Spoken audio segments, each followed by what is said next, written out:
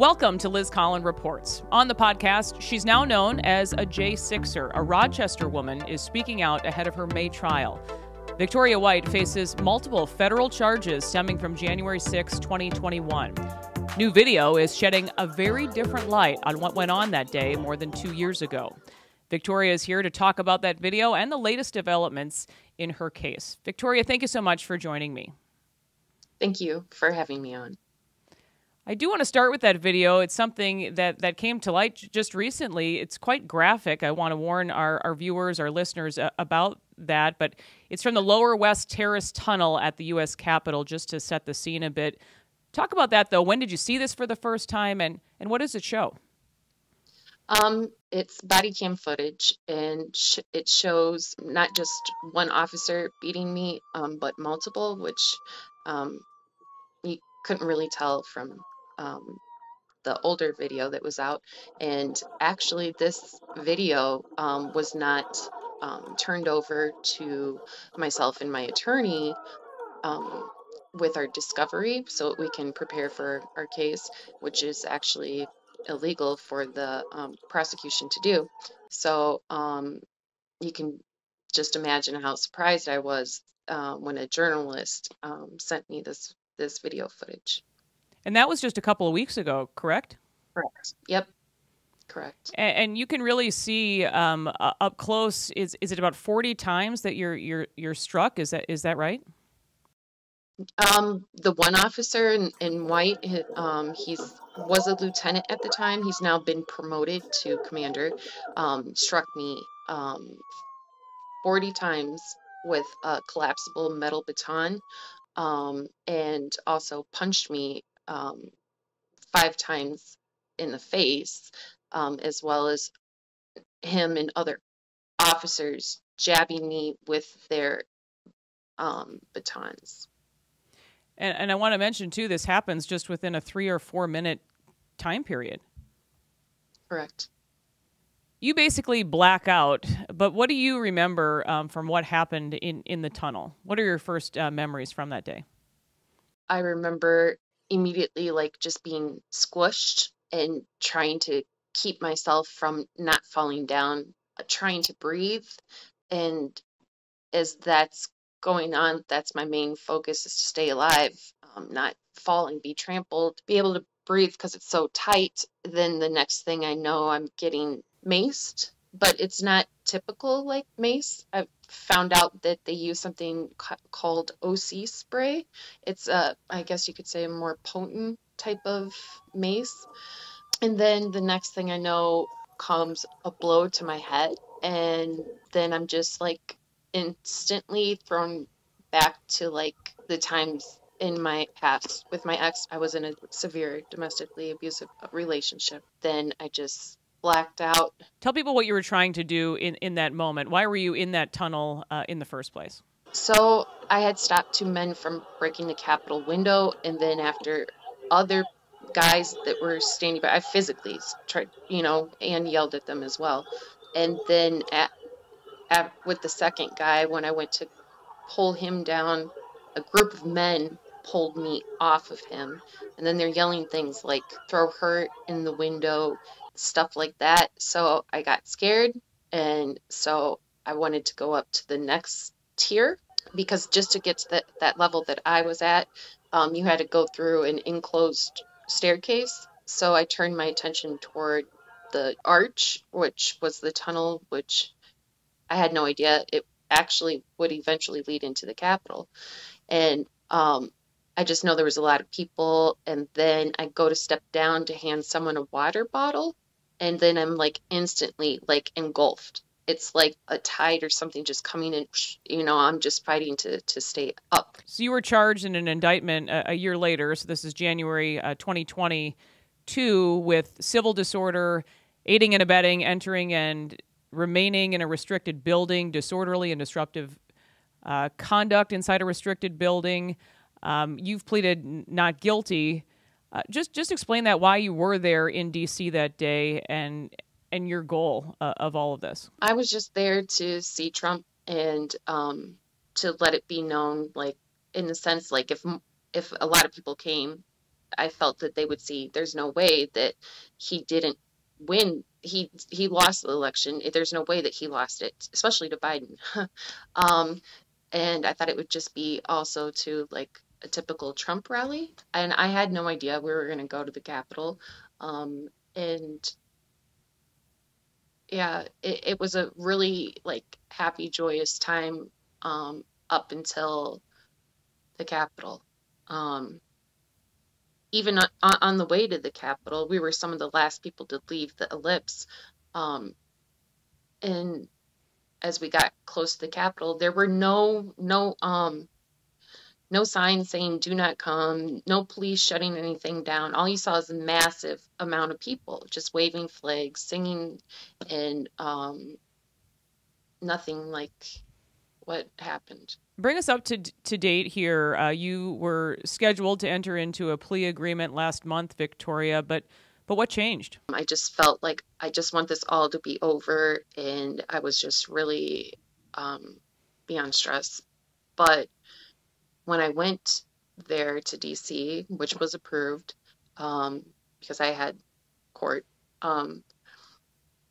I had went to the DC Vigil, which they hold every night, outside of the jail, where men have been locked up for 2 years pre-trial, and being tortured. And when I say all types of bad things happen to them by the guards, and the guys call in and they have them speak, and then it goes onto a microphone so you can hear, everyone can hear in speaker. My heart just broke, and I think God allowed me to live. I for a reason. I have always thought that since day one, like I should be dead. But he allowed me to live for a reason, and I believe it's to speak the truth and to tell people what happened that day and what's continuing to happen to American citizens. Not just our rights are being stripped away, our families are being destroyed. Um, it's really sad and disgusting what's going on. Yeah. And you alluded to this, Victoria, but it was last month then prosecutors asked a judge to put you in jail because of that trip to D.C. And I understand that you were on Capitol Hill and you were able to meet with some GOP lawmakers. Talk about who was with you and who you did talk to.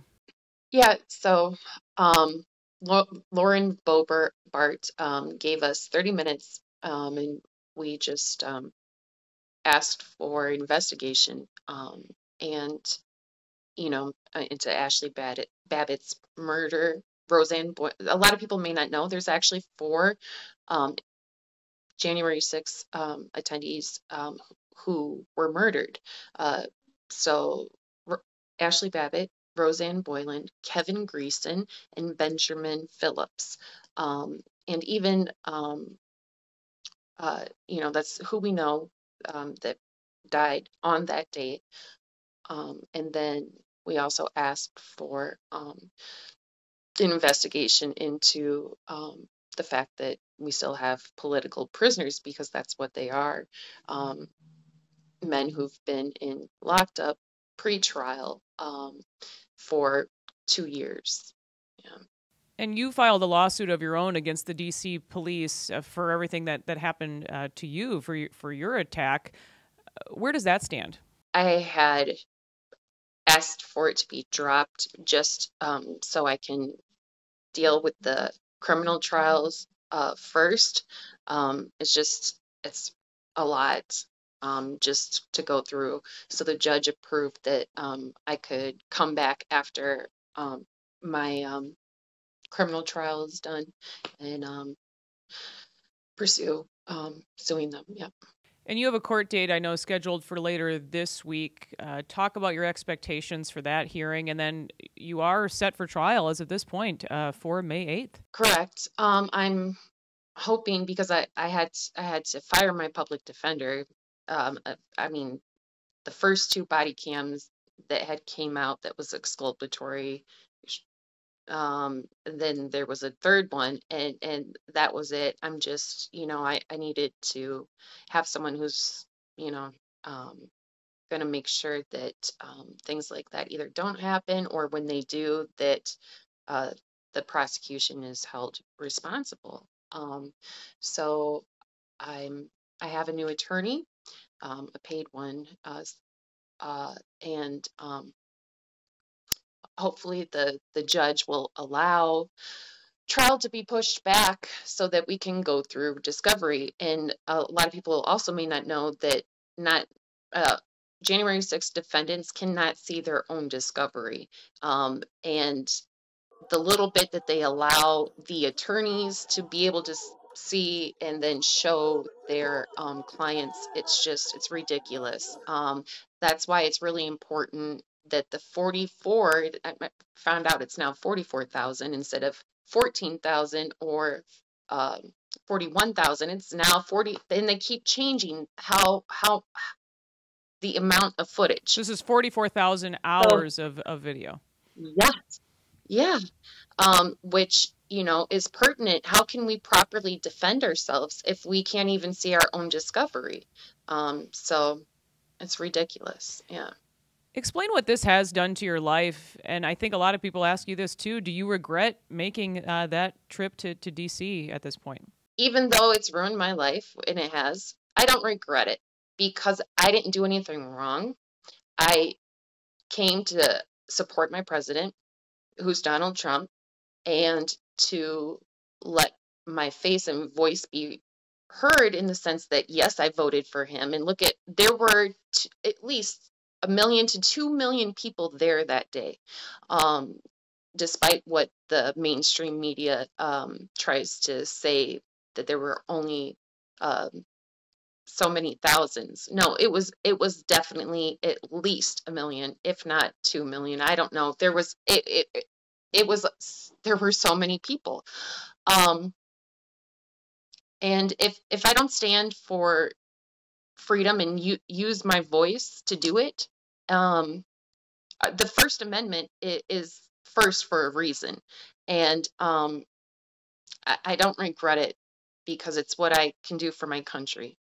And of those numbers, as you're talking, it's 900 to 1,000 people at this point, right, who have been charged in the wake of all of this. Correct. And as from my understanding, that they have 3,000 more indictments that they want to go after and arrest people for being there on January 6th. It seems like they're now expanding. So just anyone on the grounds, they raid your home, in the sense you'll wake up to the FBI breaking in your door.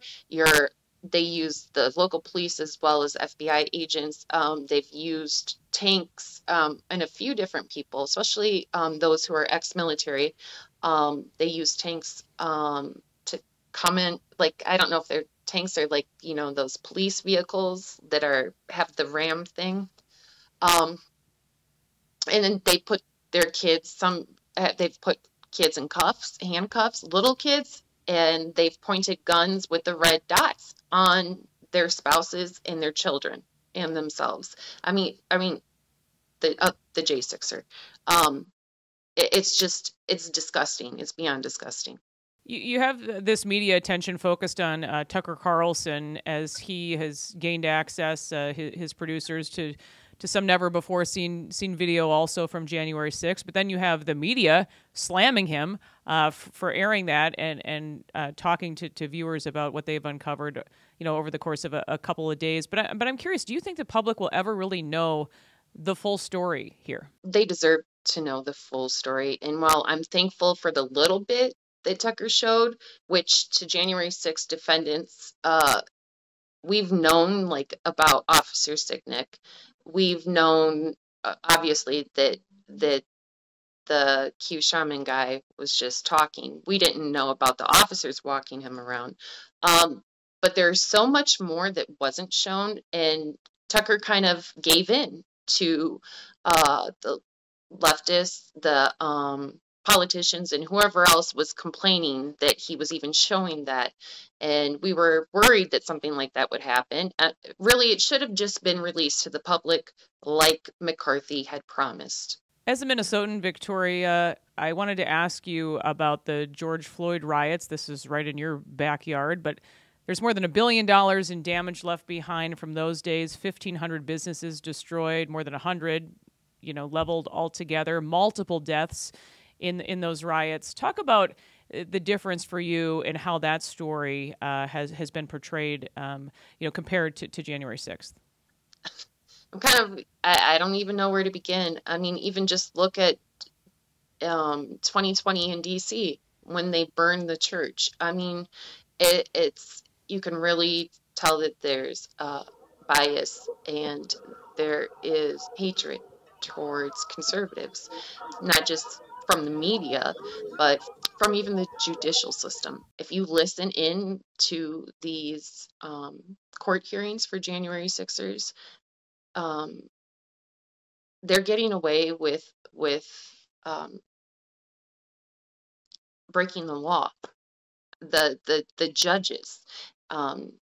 There's a case, the Proud Boys trial, where came out that the FBI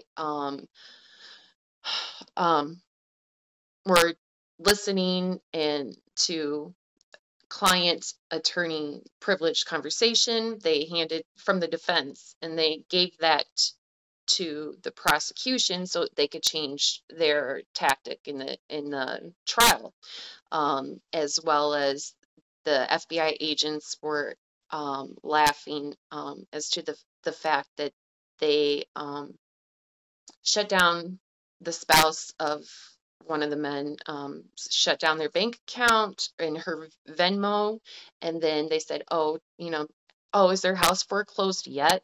And communications. So there was communications that was accidentally handed to the defense, and this is what was in it. And they're laughing at this, and they're doing this and they're like, no, their house hasn't foreclosed yet.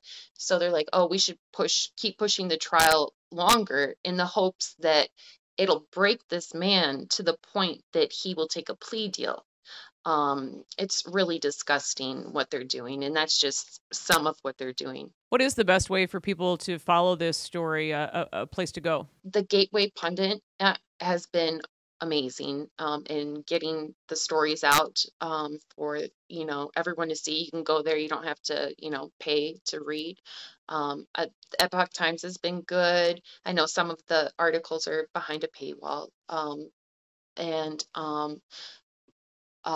then there's if you want to see video that you'll never see on like Fox or any of the big news liberal media out there, there's other January 6th links out there that I can send you.